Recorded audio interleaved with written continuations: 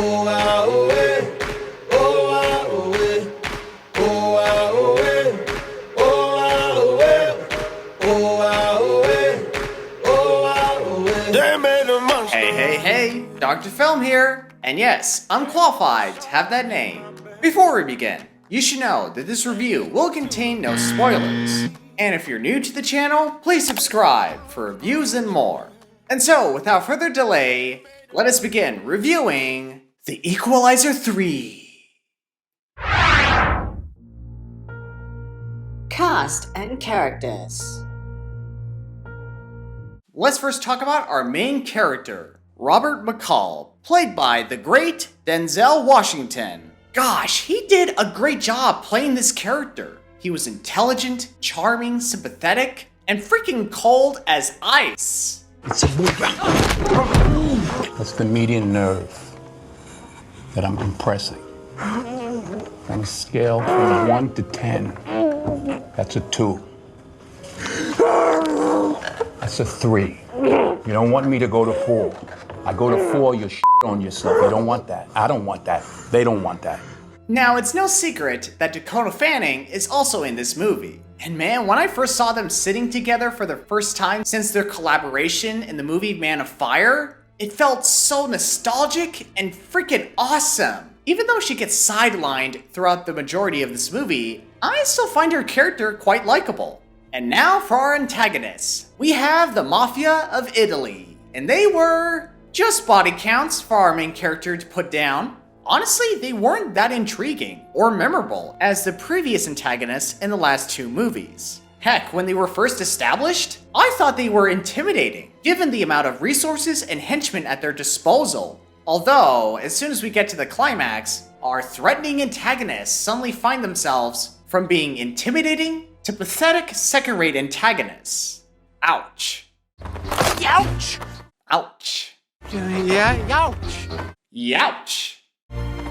Youch. Okay, this is getting weird. The action. Now, the action in this movie was gritty, violent, and freaking pleasing to watch. Although, if I have to be honest, there wasn't much action sequences in this movie. If you want to know how many there are a total of 3 action sequences in this 1 hour and 49 minute runtime. 3? Freaking 3? Seriously? And the climax wasn't even that great or grand as the trailers made it out to be. Jeez, you would think the filmmakers would go all out with its action, seeing as how this is the last movie of the Equalizer trilogy. But no, there are only 3 separate action sequences that you have to wait tirelessly for each and every one. And I don't have time to wait! Come on, give me something! Give me an explosion!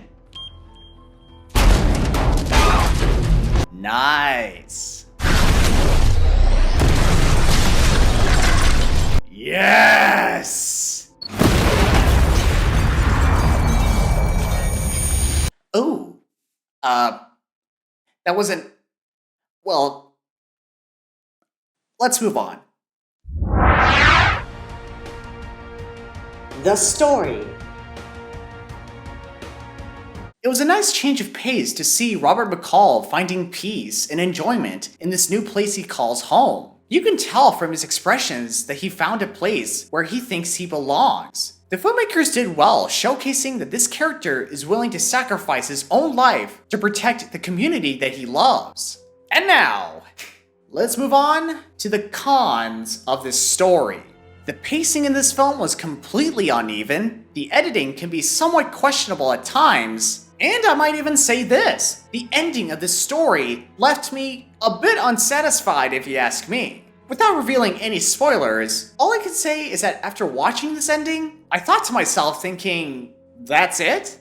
That's the great conclusion of this character? Of this trilogy? Like, this is how you conclude a third act? Oh, and speaking of third acts, it felt like this movie didn't have a third act. It felt like this movie had a first act, a second act, and part 2 of the second act. What? What? How does that even make sense? Overall, my friends, this movie was painfully average.